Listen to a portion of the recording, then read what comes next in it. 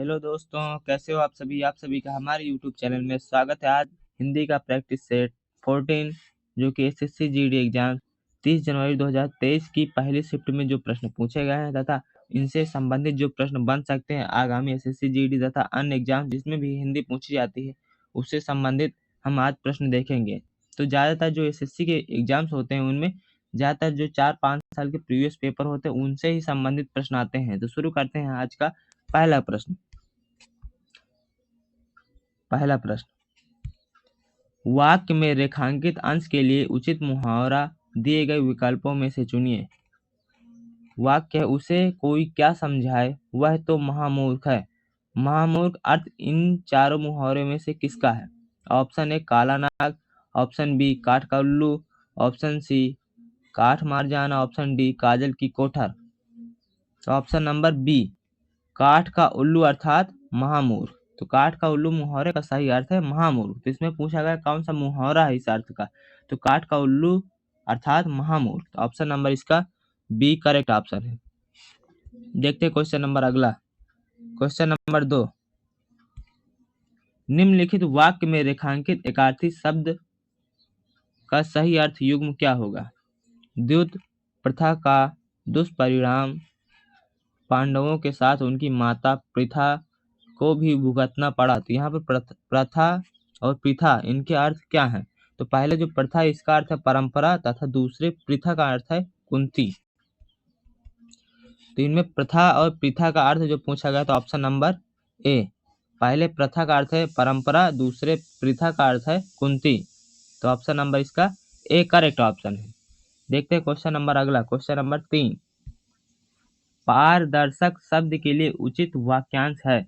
Option A जो कोई नाटक देखे, ऑप्शन बी जिसे देखा जा सके, ऑप्शन सी जिसके पार देखा जा सके, ऑप्शन डी जिसके पार देखा ना जा सके।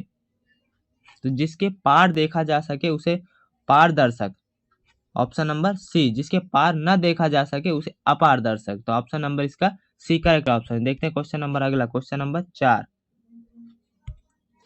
जल की अथाह राशि को कहते हैं, समुद्र के पर्याय से उपरोक्त वाक्य पूर्ण कीजिए। तो इसमें से समुद्र का पर्यायवाची कौन सा है? तो समुद्र का पर्यायवाची है जलद।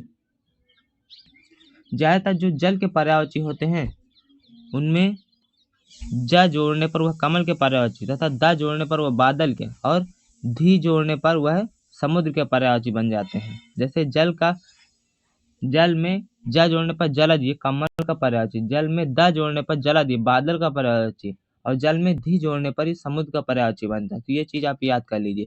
समुद्र, जल में धी जोड़ने पर समुद्र के पर्यायवाची, जल में ज जोड़ने पर कमल के पर्यायवाची, जल में द जोड़ने पर वो बादल के पर्यायवाची बनते हैं। तो इसमें ऑप्शन है बी करेक्ट ऑप्शन। जल की अथाह राशि को जलधि कहते हैं या समुद्र कहते हैं। तो ऑप्शन नंबर इसका बी करेक्ट ऑप्शन। देखते हैं क्वेश्चन नंबर अगला। क्वेश्चन नंबर 5, निम्नलिखित विकल्पों में से किस एक वाक्य में विशेषण का उचित प्रयोग किया गया है? ऑप्शन ए वह जाता है, ऑप्शन बी वह मीठा फल है, ऑप्शन सी वह खाता है, ऑप्शन डी वह पढ़ता है। तो इसमें पूछा है किस विकल्प में विशेषण का उचित प्रयोग किया गया है, किसमें विशेषण का प्रयोग किया गया है? तो ऑप्शन नंबर है बी वह मीठा फल है। तो यहाँ पर मीठा फल की विशेषता है वह है मीठा, तो यहाँ पर विशेषण का प्रयोग किया गया है। तो ऑप्शन नंबर इसका बी करेक्ट ऑप्शन है। देखते हैं क्वेश्चन नंबर अगला। क्वेश्चन नंबर 6, निम्नलिखित विकल्पों में क्रिया के प्रेरणार्थक रूप का गलत प्रयोग किसमें हुआ है?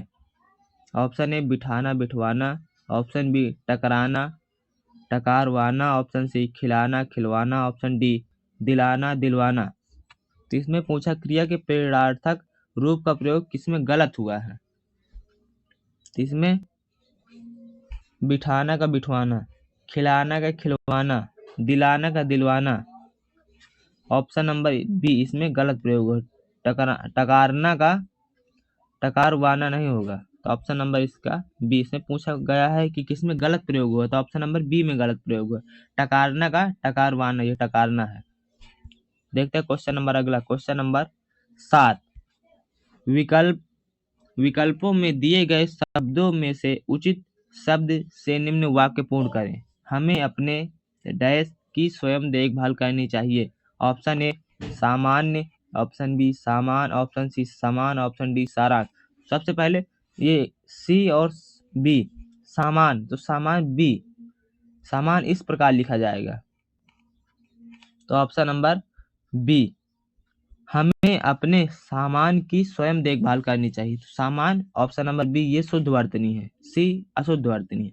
तो हमें अपने सामान की स्वयं देखभाल करनी चाहिए। ऑप्शन नंबर इसका बी करेक्ट ऑप्शन। देखते हैं क्वेश्चन नंबर 8। तो आपको वर्तनी भी देखनी, कौन शुद्ध है कौन अशुद्ध वर्तनी है, ये भी आपको देखना है। जैसे पिछला प्रश्न में आप सी भी लगा सकते थे, लेकिन उसमें वर्तनी शुद्ध कौन सा, बी सामान। क्वेश्चन नंबर 8 है, निम्नलिखित वाक्यांश के लिए प्रयुक्त सार्थक शब्द क्या होगा? जिसमें धैर्य की कमी हो उसे क्या कहते हैं? जिसमें धैर्य की कमी हो उसे अधीर कहते हैं। Option number D correct option. जिसमें धैर्य की कमी हो अर्थात उसे अधीर कहते हैं। Option number D correct option. देखते हैं क्वेश्चन नंबर अगला। क्वेश्चन नंबर 9, निम्न वाक्य के रिक्त स्थान पर रेखांकित शब्द का उपयुक्त विलोम शब्द क्या है? वाक्य सक्रिय व्यक्ति जीवन में नाम कमाता है लेकिन डैश असफल हो जाता है। तो सक्रिय का विलोम शब्द होगा निष्क्रिय।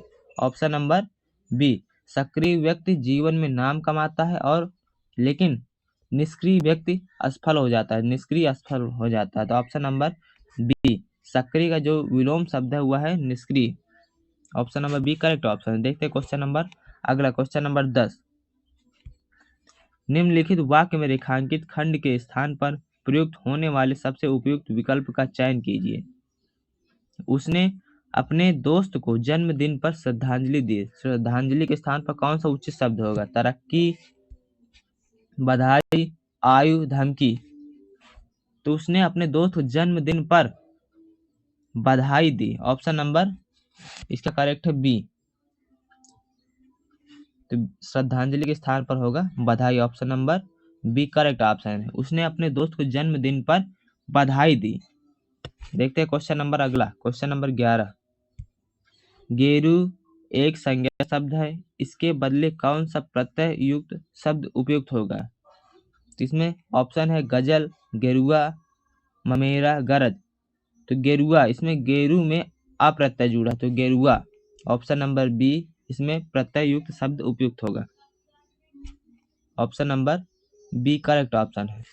गेरू में प्रत्यय आ जुड़ने पर वह गेरुआ बन गया है। देखते हैं क्वेश्चन नंबर अगला। क्वेश्चन नंबर 12, निम्न विकल्पों में से ऐसा वाक्य चुनिए जिसमें अशुद्ध वर्तनी वाला पद न हो। तो इन चारों में से कौन सा बिल्कुल शुद्ध वर्तनी वाले वाक्य है? जैसे वाक्य उसमें जो ये शब्द दिए गए हैं इसमें सब शुद्ध वाले कौन सा है जिसमें अशुद्धि न प्रयोग हुआ? तो पहले ऑप्शन है दक्षिण के लोग काफी अधिक पीते हैं, कॉफी अधिक पीते हैं। दक्षिण के लोग कॉफी अधिक पीते हैं। ऑप्शन बी, यह कथा अवर्णनीय है। ऑप्शन सी, वह स्टेशन पर पहुंच गया। ऑप्शन डी, माली ने लकड़ी और घास काट ली। तो यहाँ पर लकड़ी और ये घास ये गलत लिखा है, लकड़ी और घास। स्टेशन इसमें ये गलत लिखा, स्टेशन लिखा जाएगा ऐसे। तो ऑप्शन नंबर सी और डी में अशुद्ध वर्तनी वाले शब्द प्रयोग हुए हैं। अब ये देखते हैं, यह कथा अवर्णनीय, तो इसमें नाम है बड़ी की मात्रा। तो बी भी, इसमें भी बी सी डी तीनों में अशुद्ध वर्तनी वाला शब्द प्रयोग हुआ है। ऑप्शन ए है दक्षिण के लोग कॉफी अधिक पीते हैं। तो ऑप्शन नंबर ए, जिसमें अशुद्ध वर्तनी वाला पद नहीं प्रयोग किया गया, तो ऑप्शन नंबर इसका ए करेक्ट ऑप्शन है।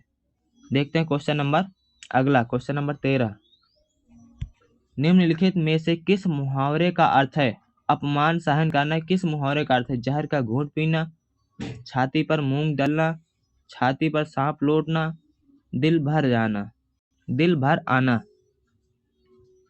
तो ऑप्शन नंबर ए, जहर का घूंट पीना अर्थात अपमान सहन करना। तो जहर का घूंट पीना अर्थात अपमान सहन करना। Option number A correct option है। देखते हैं क्वेश्चन नंबर अगला। क्वेश्चन नंबर 14,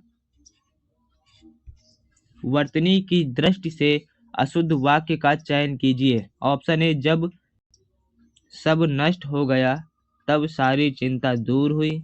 ऑप्शन बी, जहां जाओगे भाग्य तुम्हारा साथ देगा। ऑप्शन सी, उसकी असावधानी के कारण हम हार गए। ऑप्शन डी, जो कुछ याद था वह भी भूल गया। तो इसमें पूछा गया वर्तनी के दृष्टि से अशुद्ध वाक्य का चयन, इसमें अशुद्ध वाक्य कौन सा है? तो ऑप्शन नंबर ए, जब सब नष्ट, नष्ट ऐसे लिखा जाता है ना,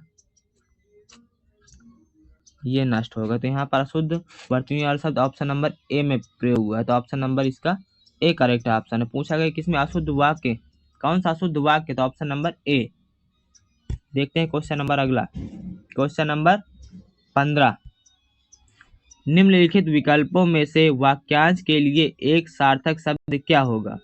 जो सर्वसाधारण के सामने न रखा गया हो उसे क्या कहते हैं? ऑप्शन ए, अप्रकाशित। ऑप्शन बी, अल्पज्ञ। ऑप्शन सी, अवध्य। ऑप्शन डी, सर्वव्यापी। तो जो सर्वसाधारण के सामने न रखा गया उसे अप्रकाशित, जो अभी प्रकाशित नहीं हुआ अर्थात जो सर्वसाधारण के सामने न रखा गया हो अर्थात अभी प्रकाशित नहीं उसे अप्रकाशित। ऑप्शन नंबर ए है, ए करेक्ट ऑप्शन है। जो सर्वसाधारण के सामने न रखा गया हो उसे अप्रकाशित कहते हैं। ऑप्शन नंबर ए करेक्ट है। देखते हैं क्वेश्चन नंबर अगला, तो क्वेश्चन नंबर 16 से 20 तक एक पैराग्राफ है, तो सबसे पहले हम पैराग्राफ पढ़ेंगे फिर उसमें ऑप्शन फिलअप करेंगे। पैराग्राफ है, भारतवर्ष के उत्तर में डैश तथा शेष तीनों डैश में समुद्र है, बीच में जंगल, मरुस्थल, छोटे बड़े राज्य, लहलहाते खेत और सुंदर नगर हैं। इन सब की सुरक्षा का भार डैश पर है। पुलिस विभिन्न राज्यों में तथा सेना बाहरी क्षेत्र में अपने डैश को निभाते हुए देश की रक्षा करती है। पूरे विश्व में भारतीय सेना को डैश माना जाता है। अब ऑप्शन बांटते, भारतवर्ष के उत्तर में, ऑप्शन है समुद्र, हिमालय, राज्य, सैनिक। तो भारतवर्ष के उत्तर में हिमालय, ऑप्शन नंबर ए, तथा शेष तीनों, ऑप्शन है देशों, समुद्रों, दिशाओं, अर्थों। तो शेष तथा शेष तीनों दिशाओं में समुद्र है, तो ऑप्शन नंबर इसका सी, तीनों दिशाओं में समुद्र है, बीच में जंगल, मरुस्थल, छोटे बड़े राज्य, लहलहाते खेत और सुंदर नगर है। इन सब की सुरक्षा का भार, ऑप्शन है भारतीय सेना, युवाओं, जनता। इन सब की सुरक्षा का भार सेना पर है, ऑप्शन नंबर बी, सेना पर है। पुलिस विभिन्न राज्यों में तथा सेना बाहरी क्षेत्र में अपने प्रेरणा, स्वार्थ, कर्तव्य, युद्ध, तो अपने कर्तव्य को निभाते हुए, तो ऑप्शन नंबर सी, कर्तव्य को निभाते हुए देश की रक्षा करती है। पूरे विश्व में भारतीय सेना को, ऑप्शन ए श्रेष्ठ, ऑप्शन बी सैनिक, ऑप्शन सी अकादमी, ऑप्शन डी आकर्षक। तो पूरे विश्व में भारतीय सेना को श्रेष्ठ माना जाता है, ऑप्शन नंबर 5 का ए, श्रेष्ठ माना जाता है। अब पूरे हम ऑप्शन सहित ये पैराग्राफ को पढ़ते हैं कि सही है नहीं। भारतवर्ष के उत्तर में हिमालय तथा शेष तीनों दिशाओं में समुद्र है, बीच में जंगल, मरुस्थल, छोटे बड़े राज्य, लहलहाते खेत तथा सुंदर नगर है। इन सब की सुरक्षा का भार सेना पर है। पुलिस विभिन्न राज्यों में तथा सेना बाहरी क्षेत्र में अपने कर्तव्य को निभाते हुए देश की रक्षा करती है। पूरे विश्व में भारतीय सेना को श्रेष्ठ माना जाता है। तो पहले आप ऑप्शन भरो, उसके बाद जब पैराग्राफ ऑप्शन सहित पढ़ोगे तब आपको पता चल जाएगा कि हमने जो ऑप्शन भरे वो सही या नहीं।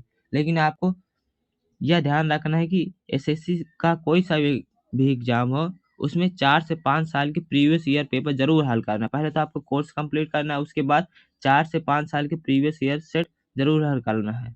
तो हम 2023 में जो एसएससी जीडी की परीक्षा में जो प्रश्न आए थे हमने उसको कवर किया है। तो दोस्तों आपको यह वीडियो कैसी लगी कमेंट में लिखकर जरूर बताएं। Thank you for watching this video. जय Hind, take care, bye bye.